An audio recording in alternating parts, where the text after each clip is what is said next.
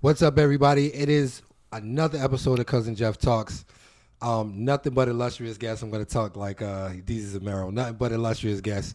And today, in the actual podcast space, today in the studio or the living room, whatever you want to call it, we have a guy that I've known for a very, very, very long time. Maybe like not very, very long time, but 5 years. 5 years. Like 5 years? Okay, yeah. So Long time know somebody. Yep. So we are members of a great organization called the Gentleman's Factory.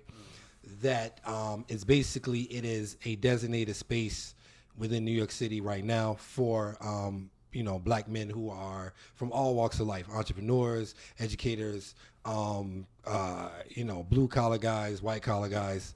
And so, we linked up maybe about five years ago. So, and Tim's story is actually interesting to me. So we're going to explore that. I'm going to ask him a few questions. But once again, it's my boy Tim. How's it going, brother? Man, I'm good. Good. Jeff. Yeah, man. Like, man, I let me tell you, man. Like, I've been meaning to kind of do something like this for a while. I know a couple of people that's been doing podcasts and stuff, but you just kind of have to wait for people to kind of let you know what their schedules and what they're trying to do. But yeah, man, thanks for inviting me, man. I can't wait to talk. Anytime. Here's the thing. This mic is kind of funny, so it picks up real good, but you can't lean all the way back. So right there, you good. So right here's a good spot. Yeah. Cool. And so the reason why I feel like your story is interesting is I've been around two different types of people, right? Okay. They're, obviously the entrepreneurship type who are business minded and, they look at life one way. And then there's artists. You know what I mean? And the one thing about artists, they have their quirks. But you would just happen to be an artist who is in business for yourself. Yeah. You know what I mean? So so it's kind of interesting to me because it's almost like a switch kind of you will have to do. Yep. And I was wondering, you being an artist and also an entrepreneur, do you feel like the business aspects where it's like, whatever, spreadsheets, invoices, things like that, does that, or setting up meetings, does that take away from your art? I would have to say yeah. Yeah. I mean, anything that requires you to step out of like your comfort zones and learn additional skills, it's always going to kind of, there's always like a give and take, right? There's gonna be a sacrifice, right? Sometimes that sacrifice may be how you spend time with people, or it might be some of, like, I guess you could say, your habits of working on other things, right? So because I am a creative, I've spent many years using dominantly most of my time creating. So then to have to go into like such a structured type of habit for a long time, and it's still to this day, I still struggle with it sometimes. But it took me a very long time to deal with that side of myself, like that analytical side, even though it's always been there. Right. Now, I feel the same way when coming from being a 9-to-5er, I had to basically unlearn that to become an entrepreneur. Now I just recently had a contract with Workforce One, and it threw me right back into corporate, like, sending emails, and you gotta have morning meetings, and it just damn near kill me. You know what I'm saying? Yeah, So I can't. You know what I'm saying? I like business, but I like business to be organic, right? But I do understand that there has to be like, this time frame, you got to get this done, deadlines, you got to put stuff in folders and all this stuff. Like me personally, like I've always dealt with like that struggle of like, how to keep my mind like kind of like flow free and to keep like the creative juices going. But then how do I take that and then structure it into something that I have to then pitch to somebody? Pitch decks and all this bullshit, right? Yeah. So, and that reminds me, because I'm a kind of a history buff, and so do you think it would be beneficial to you if you had like a patron? You know what I'm saying? Somebody that's just gonna be like, yo, Tim, here's an apartment. his food, his transportation. I mean, yo, that's what I'm trying to do right now. Just make art. Make art. That's pretty much what I'm trying to do right now. I'm trying to get to a place where whatever it is that I'm doing, like I'm solely capable of doing what I imagine, and then me being paid to just be myself. Got you. Like I'm being funded and financed and sponsored to just do what I do. Got you. Like, not doing a project that I usually have to do for someone else. Trust me, I love my work. I love creating, but at sometimes I have my own ideas, and I kind of wish I could execute my ideas to their max. Yeah. But I can't all the time because I'm under the rules and regulations of other people's visions, which is fine. Yeah. But at this point in my life, I'm like, I got my own visions, and I want people to see what I could create. Right. If you just unleashed me, so yeah. So yeah, because I mean I can relate in a bit where making custom suits. So it's like you're making something in real life that somebody has in their head. Yeah. You know what I mean? Yeah. And it's like, well, I don't know about the custom suit. I know like it's a high price ticket, and what got you in the custom suit? Me learning how to dress in order to present myself in a way, the way you dress kind of, how people look at you, they go off that energy. You know what I mean? Yeah. So, it was first it was studying like things because I was trying to, when I moved to New York, I was trying to get a job. So I'm like, okay, how can I stand out in interviews? Should I wear a red tie? Like if everybody else got on a dark tie, will that red tie stick in the brain of the interviewer? So it was like questions like that. So like little things, maybe a purple pocket square. Yeah. Just to stand out a little bit without, overdoing it. So I was looking into the sciences of that. And then once I figured that out, people started asking me to help them out dressing wise. So I became a consultant. And then, I said I want to do it full time, but I need to learn how to do it. So I got a job at Portobello. Well, I don't know if you know Portobello. Yeah. You get this whole suit. You get a suit for $125. Yeah. Two for $200. You know what I'm saying? Yeah, exactly. So I might did grab that. me a couple later. There you go. And then Men's Warehouse, and then I wound up getting my manufacturer. So like I always talk about, once you decide, okay, I need to step up, you can step up. Yeah. You know what I mean? Yeah. Wait, where's mine? Where's your? Oh, this is tea, brother. You want some liquor though? You want some? I got you. Might as well. I got you. I mean, you mean you offered it earlier? Nah, let's do it. Let's do it.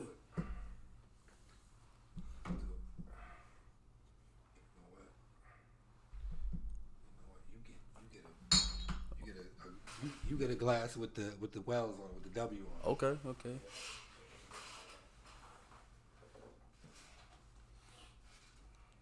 This is the branded stuff. No, this is just a personalized decanter. There you go, personalized decanter. I mean, branded. I mean, I might need some Jacks. Oh, there you go. You know what I'm saying? Like, you're drinking Jack Daniels. Yeah, why not?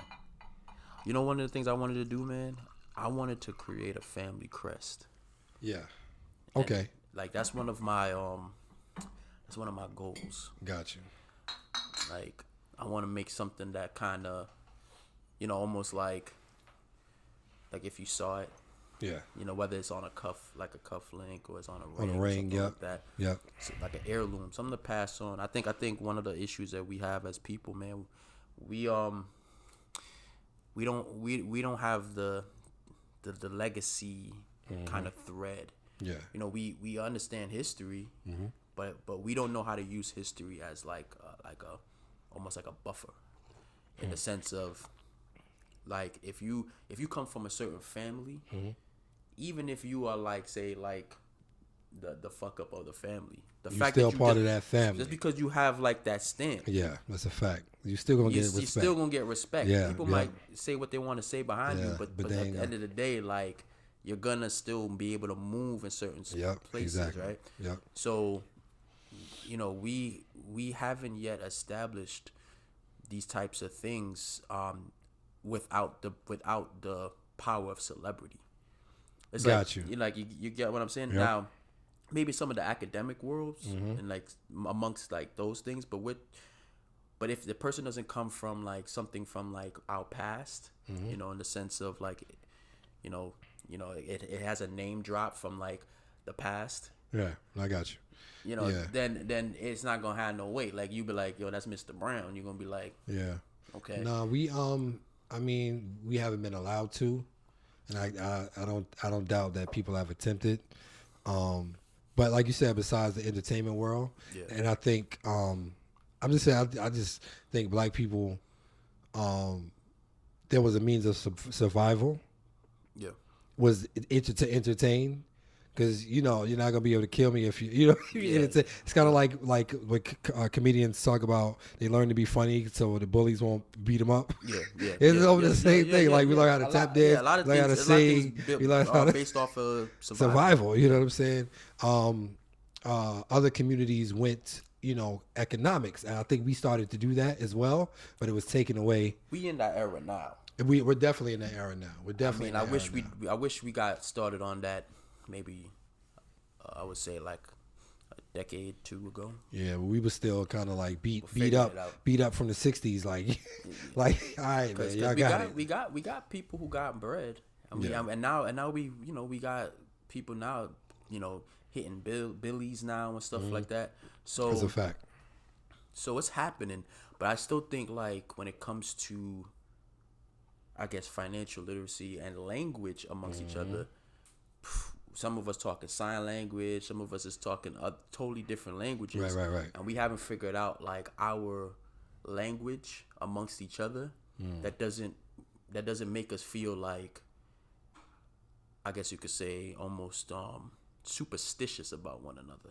Because it's like a superstition that we have. Bro, let me tell you something. Like amongst each other about, especially when it comes to money. It's like, yo, bro, let me tell like you. We scared, like we the boogeyman to each other. Let me tell you something. I had a job doing merchant services, which is credit card processing. I don't know if you're familiar with that industry, but you know, you go into a mom and pop shop, and you use a credit card or a debit card.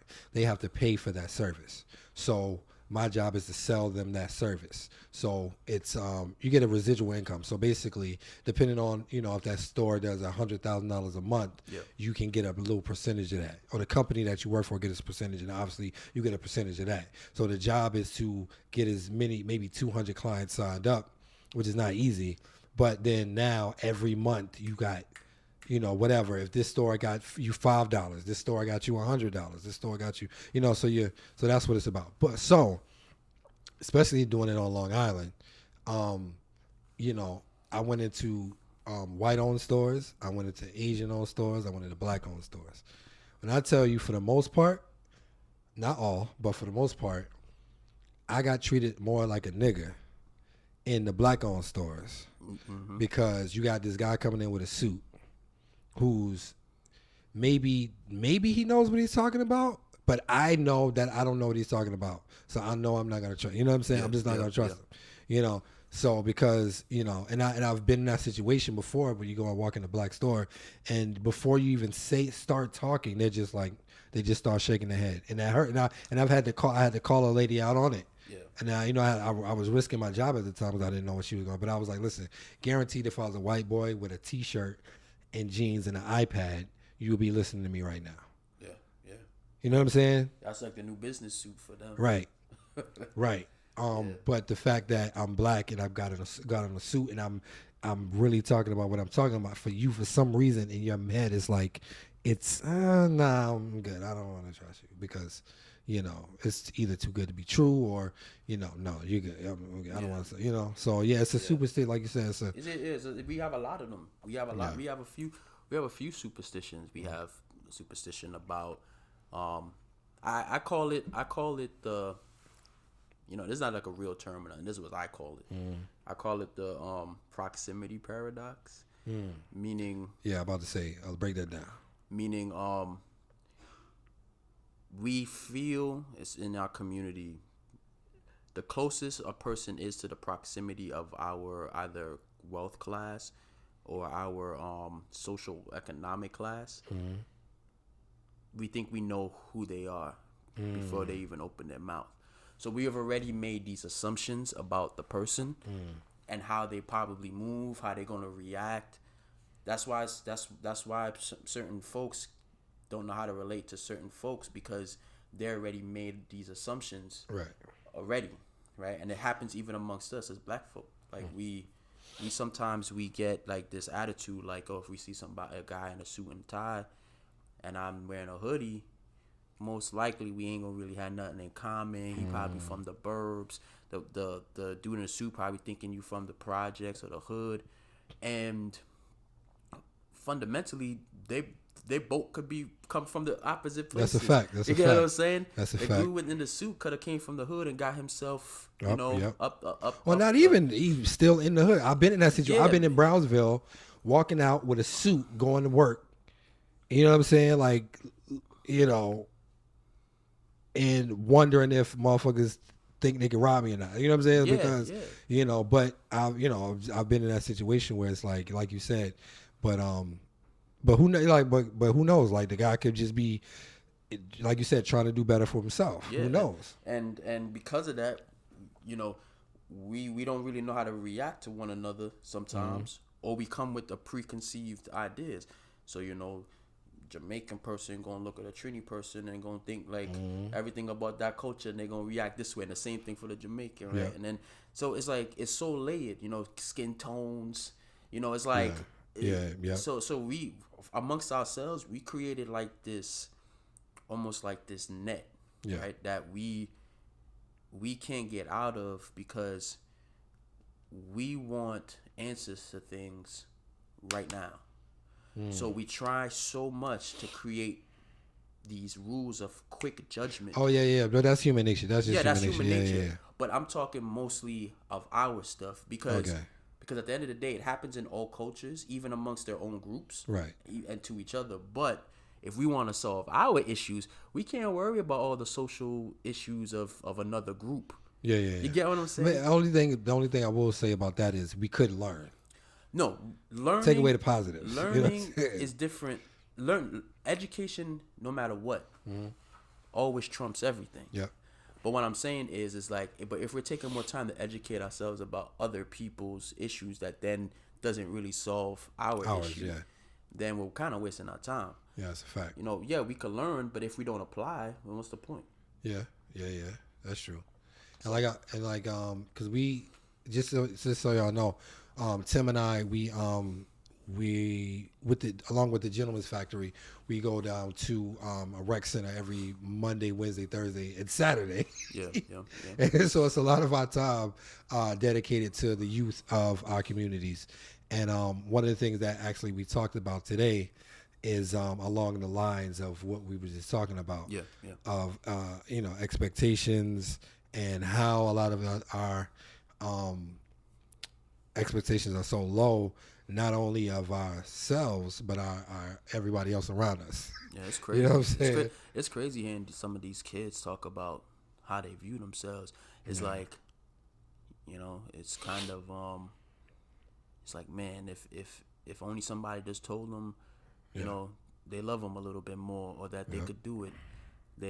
But it's good to also see that they're not completely, you know, they didn't completely absorb that as their identity. Yeah. They just, it's like they still are aware enough to know, like, you know what, I don't really like this situation. I just don't know how to get out of it. But if you could tell me or show me how to get out of it, yo, I'm gone.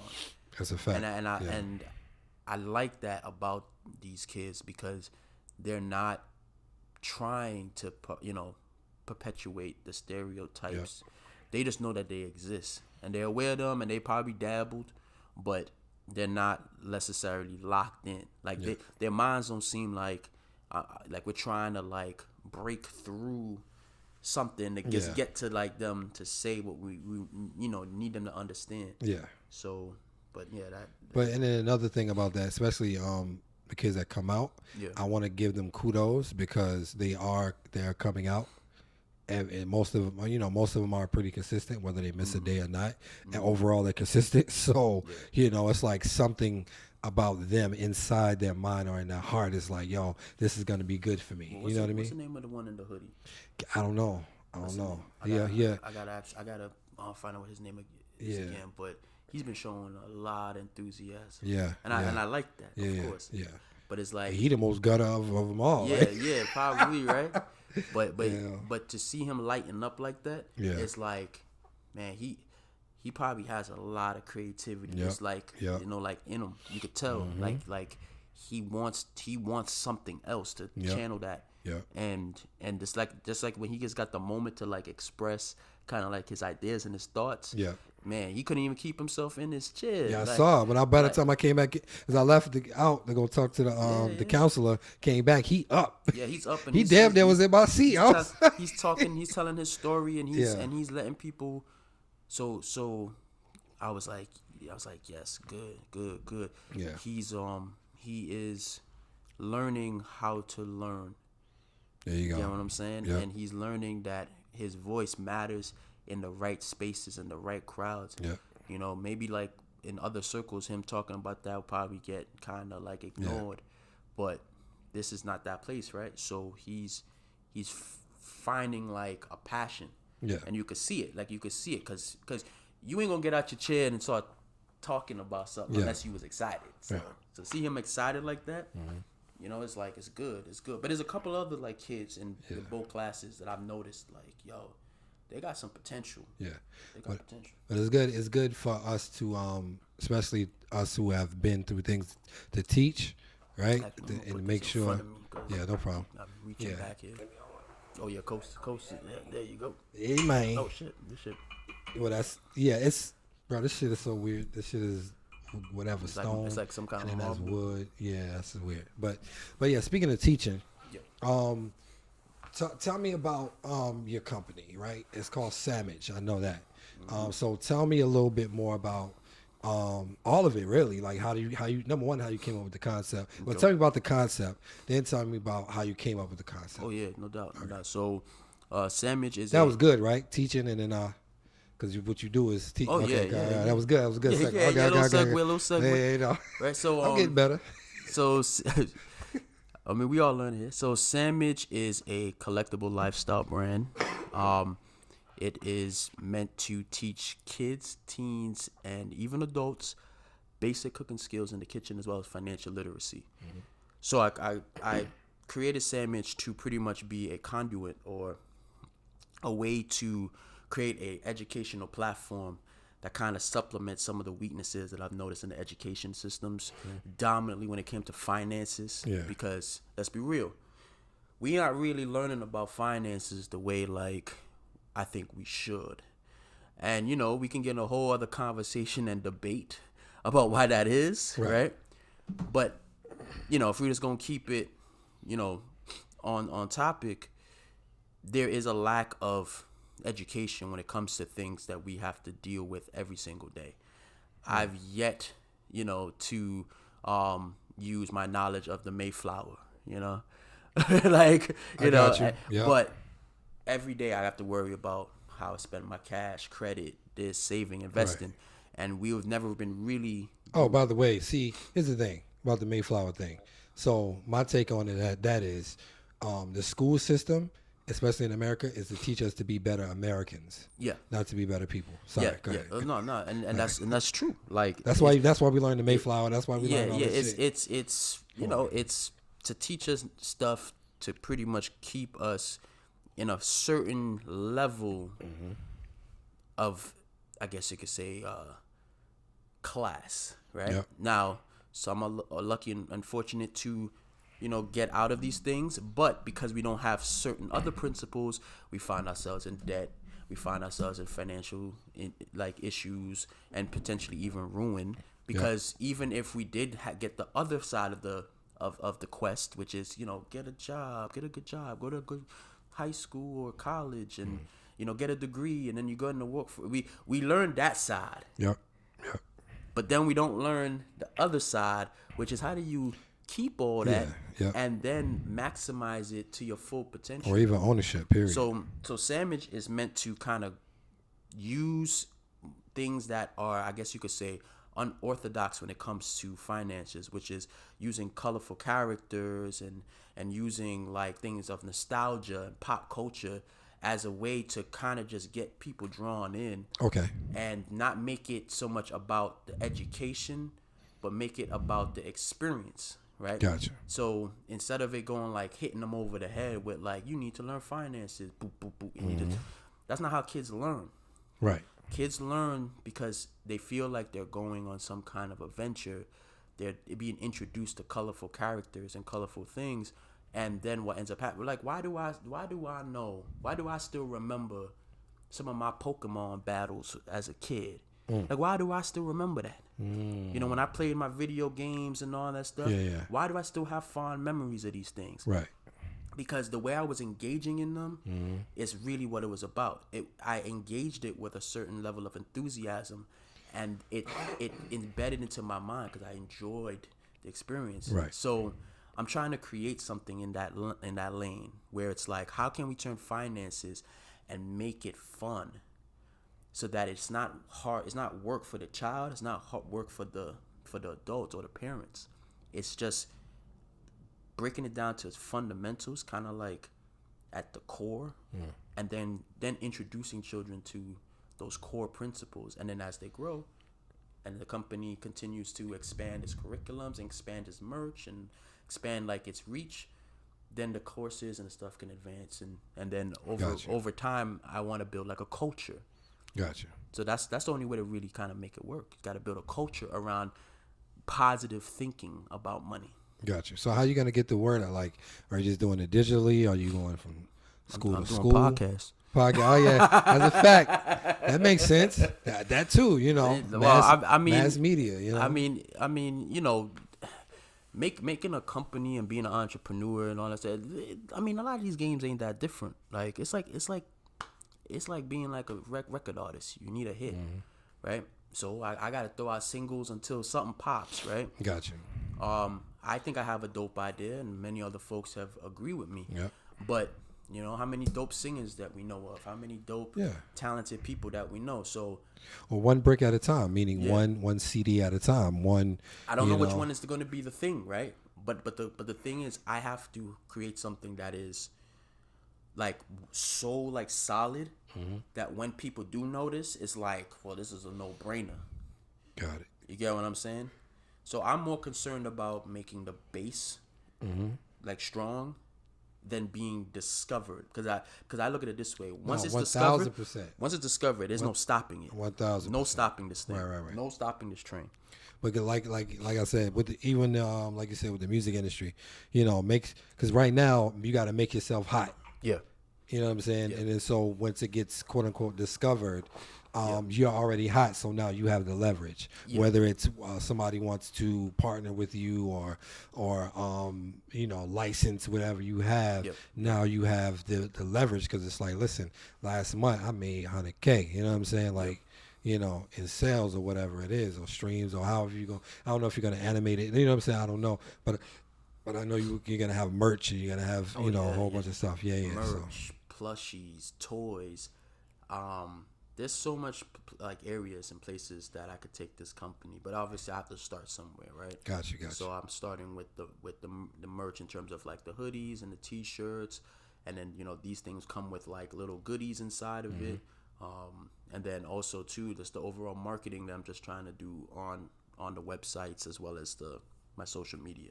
But right now is really like the time I'm taking to actually start pushing forward like a marketing strategy that I've been working on for pretty much for the whole of last year. So gotcha. Okay. So I've been building up to something. So gotcha. We'll see, this year you're gonna start seeing a whole lot more sandwich. Put it that way. Good, man. Good.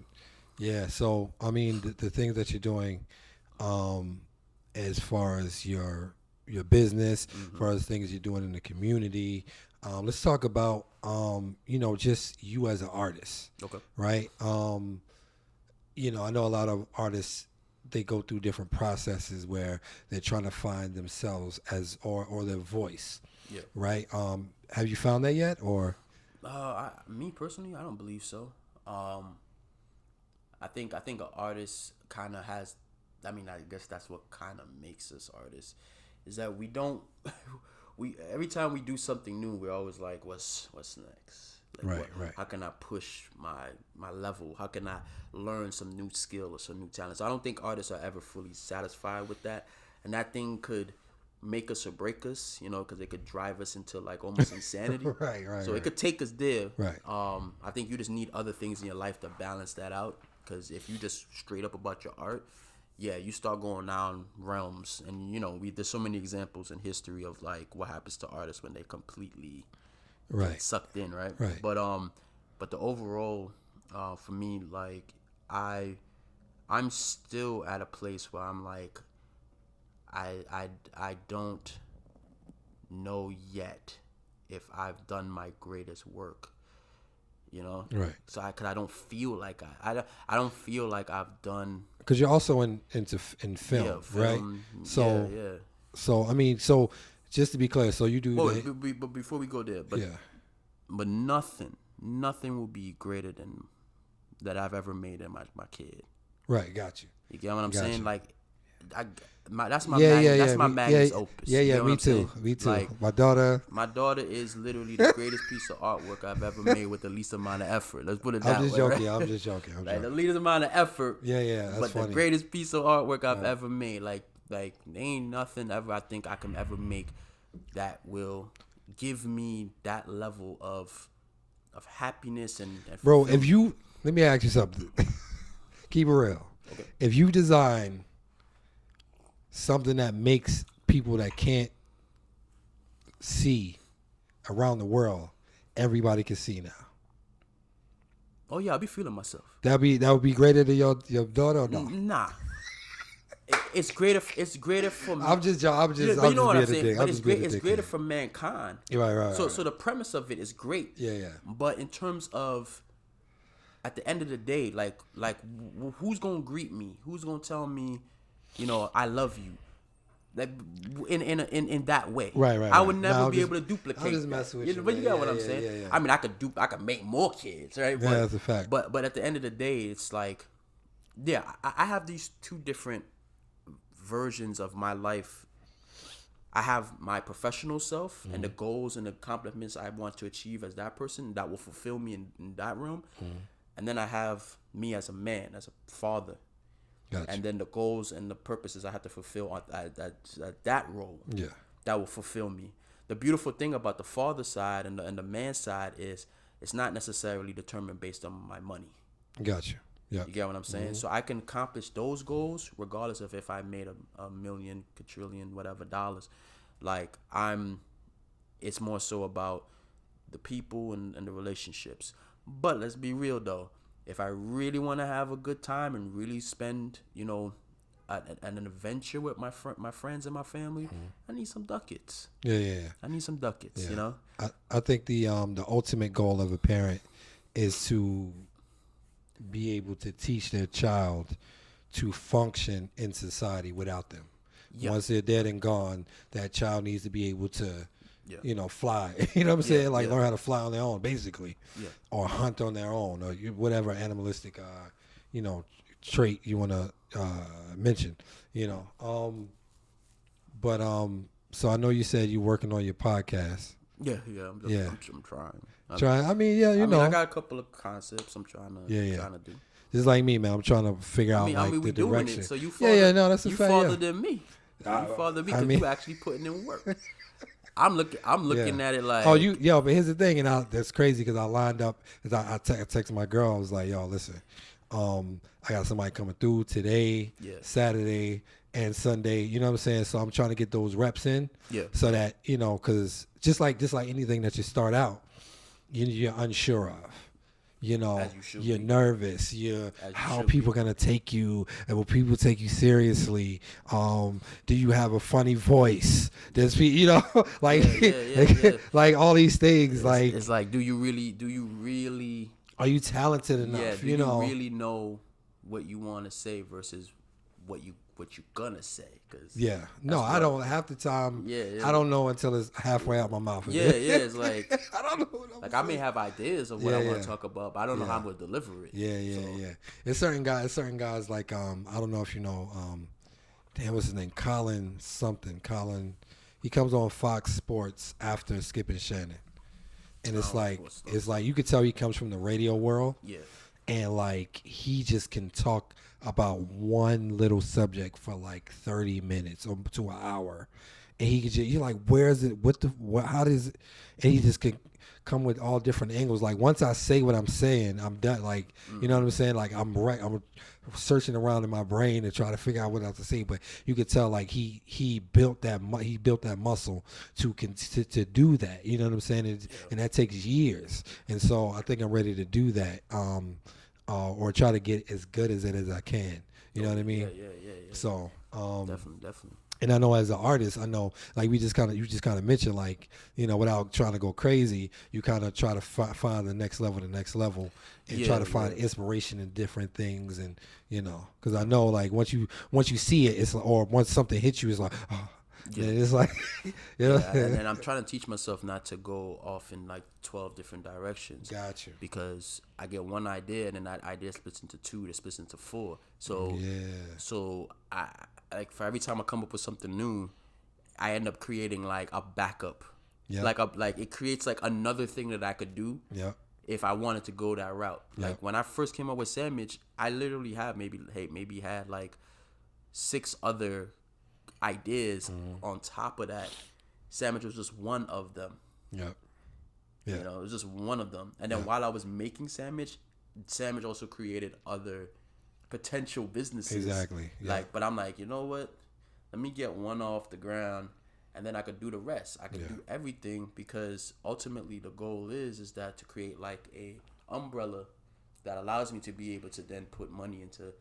Okay, let's just have like cinematic stuff going on over here. Just put $100,000 over here. Yeah, like if I want to do a production company, I could just finance that. There like, you go. I don't have to ask nobody for no bread. Yep. I don't gotta worry about if a loan coming through. If somebody wanna give me money or lend me money, it's like I'm the lender. And that was the kind of conversation that we had earlier. Because I don't know if y'all know, but the Gentleman's Factory, like they just did their grand opening, and so one of the rooms has a podcast room, and Tim was telling me, we both seen it. So Tim was like, "Oh, I want to use the podcast room because you know," but I was trying to, but you know, my take on it is that yes, it's there and we have access to it, or you know, because we're good. But you know, I wanted to be able to be like, okay, I invested in this. This is can nobody take this away? You know what I'm saying? You know, I can finance it myself. It's kind of like my production company. You know what I mean? Man, I don't care about none of that. I'm like, you see, that was me like when I was like in my early 30s and 20s. Okay. I was like, man, now I'm like, yo, just give me, you got it's already all hooked up. Yeah. So where's the switches? Yeah. All right, here, pull up some chairs. I got you. Hey, this is plug and play. I'm not saying I won't go in there, like, because I most likely will. Yeah. And do my thing, probably most likely with you or Jeff or somebody. And you know, but I also wanted my own space. Of course, yeah. Where I can, you know, because I have my own. I see the value in that. Yeah, you know. So, because I have my own brand, you know what I'm saying? Yeah. I want my brand to be a little bit more, you know, kind of more edgy. Yeah. Where you can talk about certain things, drop a couple of, you know, F-bombs, you know what I'm saying, and drink whiskey. Nah, no, but here's the thing. As the Gentleman's Factory grows, so does the Gentleman's Church. I get it, but you know, you have to stay away from certain things because because you know, with the Gentleman's Factory, like we have a lot of ties to the community. True. So I don't want to, you don't rub nobody wrong. Yeah, exactly. You know, political views. I get it. There's still a realm of politics and this networking that has to be managed. Yeah. Obviously, too, you don't have the luxury of letting things kind of run the length you want. That you want. Because you're gonna have time slots and all this stuff, right? Exactly. No, I get the pros and the cons, right, of the situation, and why having your own space is important. Like, trust me, like, I would love to have my own space for my podcast. Man, I just don't have the space. You get what I'm saying? So I could probably outfit my room to do it, but I mean, I don't want it to. I don't want to put all the energy. Just listen, to I switch it all around. I have gone down the rack because we talked about how much. Because bro, I'm like addicted to YouTube. Like I don't even watch TV really. Every time I might go to fucking HBO Max to watch Peacemaker, or like somewhere Disney Plus to watch the Mandalorian. Yep. But for the most part, I'm on YouTube. Yep. I done went down this rabbit hole, like doing all the setup and of this rabbit hole of, because I sent you a couple of videos I remember. of like people putting together like their perfect podcast space. Mm-hmm. Or that perfect gaming space, or that perfect office space. And like, I know for a fact, I don't know how big the space is, but I know for a fact you can do it. I know because I've seen it. Yeah, no, it's like if I'm gonna outfit my space, I want it to be more outfitted for like art. Gotcha. Because that's where I'm actually heading. Gotcha. I'm heading more into a realm where I'm gonna probably be drawing a lot more. So you got the iPad and stuff, right? Like, I have an iPad and I have something called also a Cintiq. Gotcha. So it's a Wacom, how you want to pronounce it. It's like this big screen. I think I mentioned this to you before. It's you big did. Screen. You could draw directly on it with a pen. It sits on my desk. It leans up like this, right? And you can even attach it to an arm, and you could be like moving it around like that. But it's literally just like you drawing straight into whatever app you like to draw in, the app Photoshop. What's a couple of others? Illustrator. Gotcha. Like whatever, like Maya, Sketchbook, like whatever application you want to create in. And then I want something that is also editor film based, so I can like edit and still do my stuff. So gotcha. I want to have it kind of set up to be with a big screen. I could watch like my playbacks, and I have like a dual screen to be able to have my edit stuff up, my panels. And then somewhere in there, I'll probably put a camera somewhere with a mic somewhere. There you go. Yeah, you got it. And that's probably what my podcast look would be. Now, if we're talking like me with somebody, then that setup gotta be totally different. That setup has to be more designed for two people having a conversation. And the way my space is laid out, I would have to completely like rearrange stuff to make that happen. If it's just me talking, then so it makes sense. Okay. But I do want a dialogue, so I don't want just a podcast where I'm just reacting to stuff.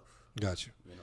So and that's the other thing. Like I'm trying to get my skills up to where, because it's weird talking to yourself, like just looking in the thing and just talking to I think that's what that's what messes with me too. Bro, I got so much stuff and opinions in my head that I just want to get out.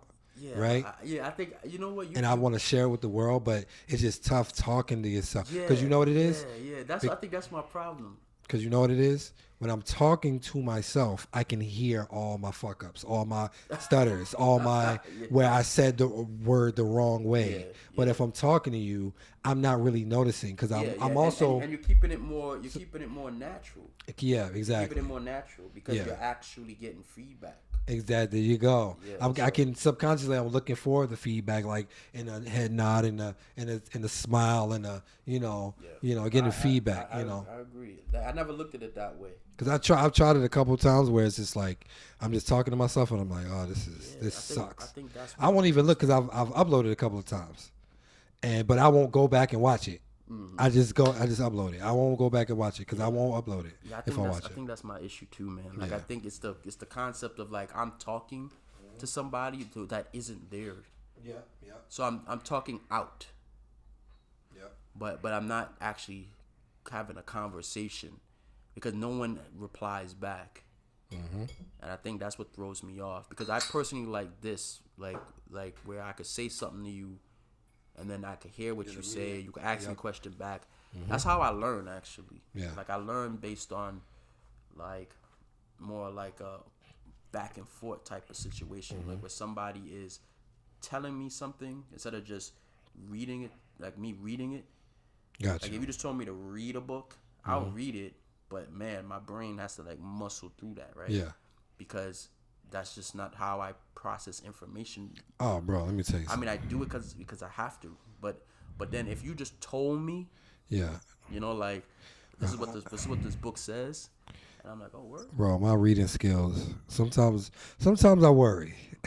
sometimes I'm like, it's the weirdest shit. I was just talking to my girl the other day that, when we was in school, and you know how the teacher picked somebody to read. So if it was, going person by person from then I can time it to which paragraph, and so I will read that paragraph beforehand before I have to read it out loud, right? I will read it beforehand so that I gotta, I can memorize it a little bit, and then read. I can actually read it. So, but every now and then it'll be random. So now I gotta read. I can't even pay attention because I'm reading everything before. Because once he calls somebody, oh shit, now I'm gonna read the next paragraph. They called next to him. Oh, so now I'm reading the next paragraph. So yeah, man, it's just I don't even think I can read, bro. I think I could. I just memorized a whole bunch of words. I'm just like I can't. Well, me personally, I can't spell for shit. I can't spell. Nobody can spell. Let me tell you something. I can't spell for nothing, man. Like I've always had an issue with spelling, and it comes from me also having dysgraphia, but now which one is dysgraphia? Because I think I got dysgraphia. It's kind of like dyslexia. I know I got dyslexia. Dysgraphia is more like you have issues like spelling like words after they kind of get to a certain kind of length. So you it's not like you see the letters switching around. It's just like it's harder to spell words phonetically. I spelled the words almost like phonetically. So there you go. So it's like when I'm trying to sound out the word to spell, I have trouble kind of not spelling it the way it sounds. You get what I'm saying? So if a word is like, say, I don't know, climb, right?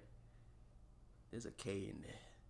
Like, you know what I'm saying? Like that's how my brain how my brain looks at it. It's like, this needs a K.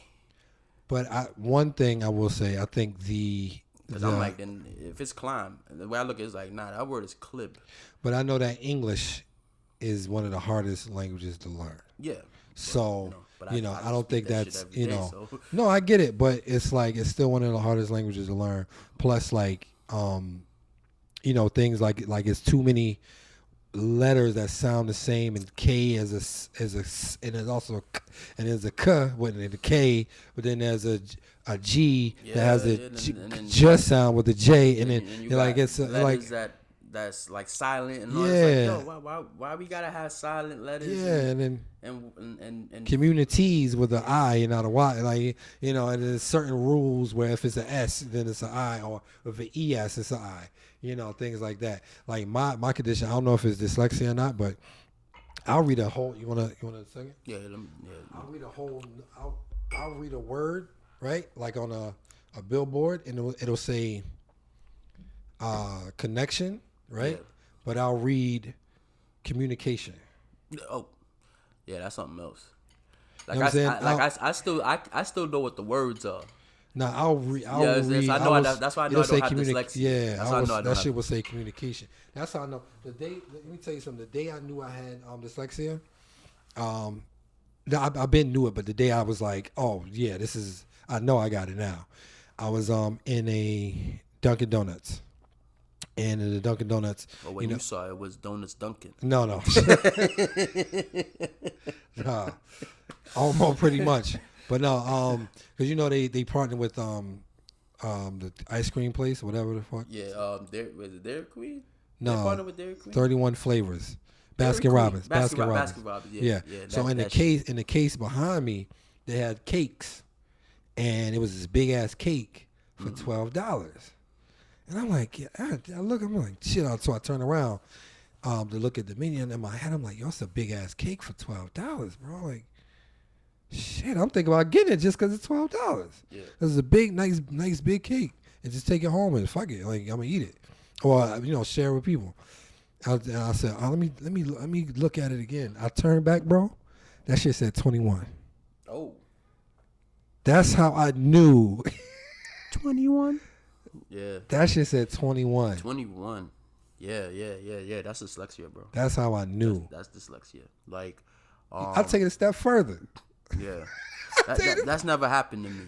Like it doesn't flip. Yeah. Like words don't flip for me. It's just like, yo, I can't spell that. No, I can't spell either. I can't read. I can't spell. It's like I can't spell that. Like that shit be terrifying me sometimes because, I'm getting more and more into like public speaking. And more and more like I have to kind of display stuff and pitches and I gotta write things. I'm like, yo, if I don't get this thing like proofread like 16 times by not only myself but others. Here's the thing: from somebody who can't read or spell and has this dyslexia, excellent writer. Who? Me. Yo, I can write my ass off. Emails.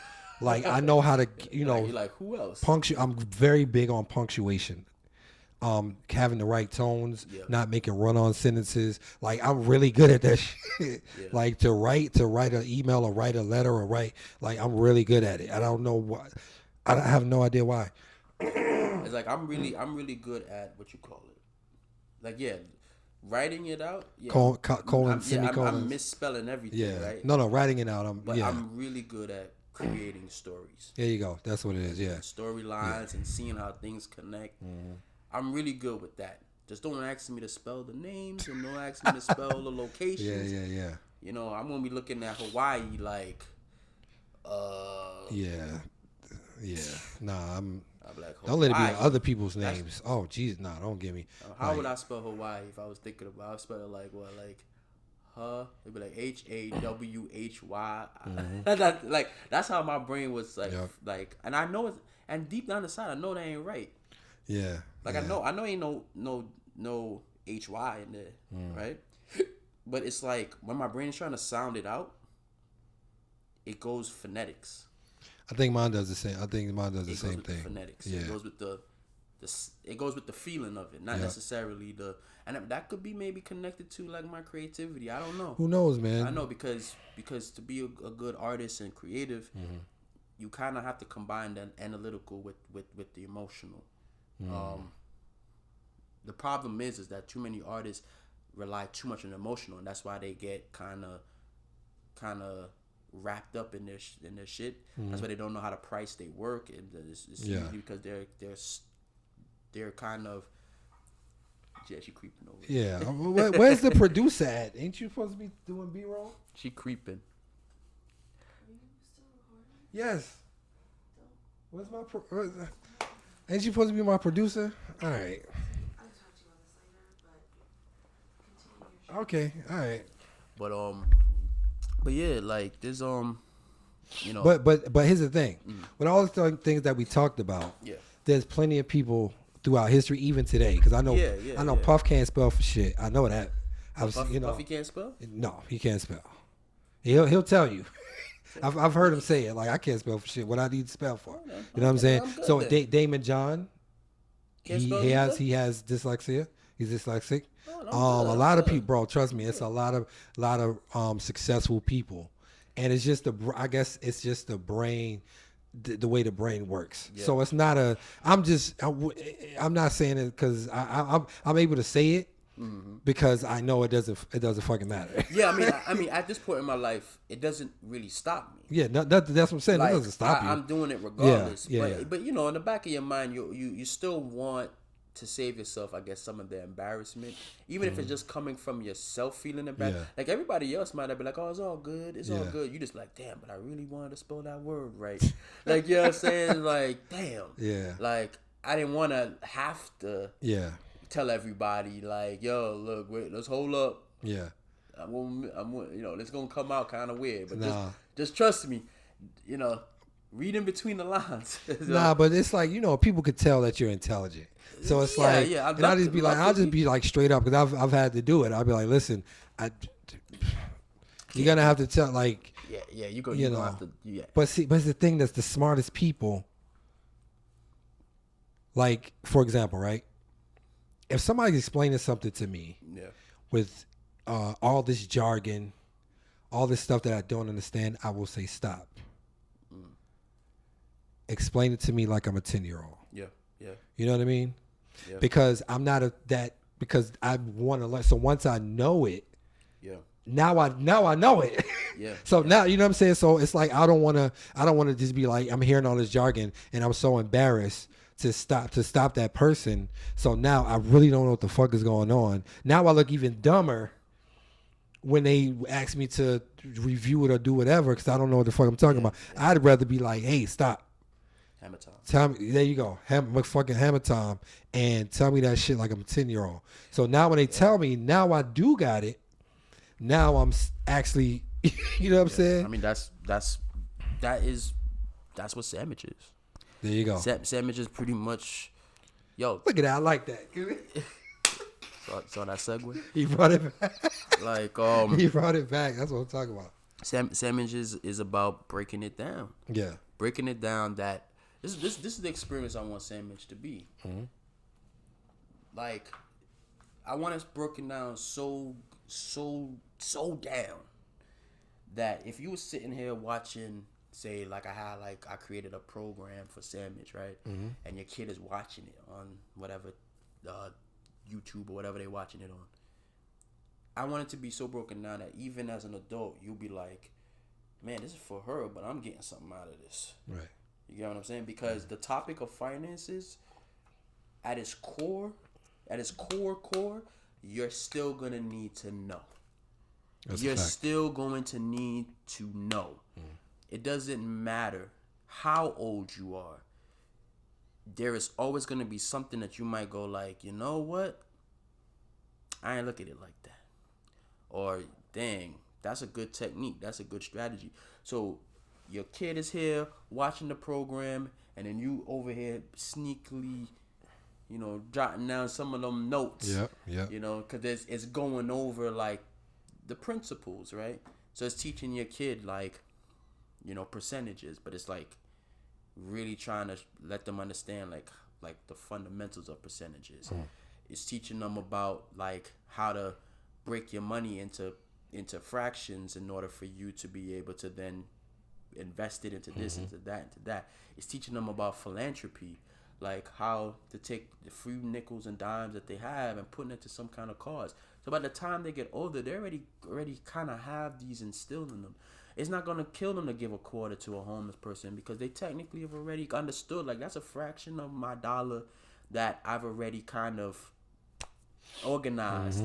So they already been taught to just put a little money on the side to help out somebody, to put a little money on the side for the future, to put a little money on the side. But the thing is, we're not really taught these things. We're told, but we're not really taught. It's like, I've been told tons of times, you know, they'll save your money, but I never really understood what that meant. Right. Because I wasn't really told, like, the gravity, or I wasn't told, like, the reason why you should save your money, and then why and what you should do with it once you have gotten it to a certain point. Because we only been taught to say save, but we wasn't taught about the next step, which is investing. Yep. How many times, you know, like, you just had, like, an investment conversation with your parents? Maybe that goes on in other cultures. That's a fact. Maybe that goes on in other cultures, but not really in ours. And I'm not really faulting it on us completely because that's something that's more like a language. Right. If you're not taught that language, how would you even know to even communicate that? But the fact that we are in a place and a time in the world where now, like, everything is accessible, now I'm kind of getting a little bit like, dude, we don't have those excuses anymore. Right. Now we just have to start doing the practice. And then it's going to really start with the kiddies, man. It's like, you know how difficult if I try to make sandwich for, like, adults. Yeah, no. Oh, my God. You know, it's like, I'll have to be twisting people's whole mindsets just to look my way. Yeah. Right? And, are there programs and stuff that teaches people about, you know, stock options and all these different finance? Of course. Right? But usually those people are coming from a place of what? Scarcity, regret, you know, damage, financial trauma. You know what I'm saying? Like, they're coming from a place of, like, pain. Majority of the time, it's almost like therapy for these people, right? They got to find some kind of answer to whatever solutions. And I'm trying to do the reverse. I'm trying to like, let's not only always deal with fixing. Let's get into the realm of preparing. Cure, yeah. I mean, the preventative instead of the cure. Yeah. So we always looking for the cure for the problem, which is fine. We have plenty of very smart intellectual people that's handling that side, right? And we don't need to keep adding to that. Right. Let's start targeting where the source is, and the source is really in the beginnings of education. When we start learning our ABCs and 1, 2, 3s and all this stuff, like we need to start looking at it from, why don't we teach our kids what credit is before they're like a teenager?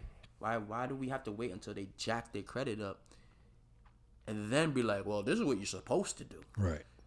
What do you mean? That's what I was supposed to do. How you gonna tell me that after the fact? And that's a lot of our education, right? As we grow, we are repairing while growing, right? That's a fact. Yeah. And that's a lot of time and energy, and a lot of it is also very personal in the sense of we are battling your own beliefs and habits. And some of those habits, unfortunately, let's be real, let's be honest, we'll probably never break. Some. Because it's just too ingrained in us. We're always probably going to like this thing that we like. And we're always going to throw money at it. Now, unless that thing is really damaging and really effing your life up, we're probably not going to stop. You know? Like, I like coats. I like coats, right? So if I see a nice coat and I got the money to get, I probably will buy it. Now, the way I've kind of controlled that is I just don't shop a lot. So I'm not around a lot of coats. Like, you know what I'm saying? Because I'm not always shopping. Now, if I was always in a mall, oh my God, I probably walk up with a coat every single time I go to the mall. Every time I'll be like, it was there. It's nice. They said it was the last one. I'll find any excuse, right? So the best way to just deal with that is like, don't shop. Don't shop. And then what you kind of start creating is like, over time, you start creating like these quick like points in your mind where you could steer yourself away from what you normally like. You're like, I want it, but I got this going on. But yeah, man, it's the kids, man. Like I made sure that Sandwich could teach adults. Like it has like a curriculum that can keep going all the way to adulthood. So I say my demographics from 5 to 50, right? So I made sure like I want a kid to be able to start at 5, which is pretty much my daughter's age, and then hit 50, which is pretty much my mom's in her 60s, but that age range, because I've been having conversations with my mother and I've been having conversations with my daughter, and then everybody in between, right? And the conversations I'm having with my mom about financial stuff and all that, I'm even teaching her new stuff, and I'm like, wow, she's still learning. Even at this age, there's still stuff she don't know. Right. Does it mean, is my mom financially well in terms of what she does? Yeah, she makes good money. She understands how to do certain stuff, but then there's like that. It's like the other side of the game that they don't know. Right. They don't know how to make the money work for them. They just know how to like store it and spend it, store it and spend it, store it and spend it. Right. But then I put my mom on the crypto and all these different things. So, now she's telling me about like, look, my XRP, my Bitcoin went up. And I was just like looking at her like, I never thought I would even hear you say these things out your mouth. Yeah, that's dope, man. That's dope. So that's what Sam is just trying to do, bridging that. So then she learning about Bitcoin, Sophie learning about Bitcoin. Then now you create like a generational conversation, right? Mm-hmm. Because now if Sophie see Bitcoin or something that reminds her of it, and she says Bitcoin, my mother now knows what that is, and she can bless her with some new info that's gonna help increase her financial knowledge. That's actually deep, man. That's deep, man. Man, on that note, man, listen, I really appreciate you coming through.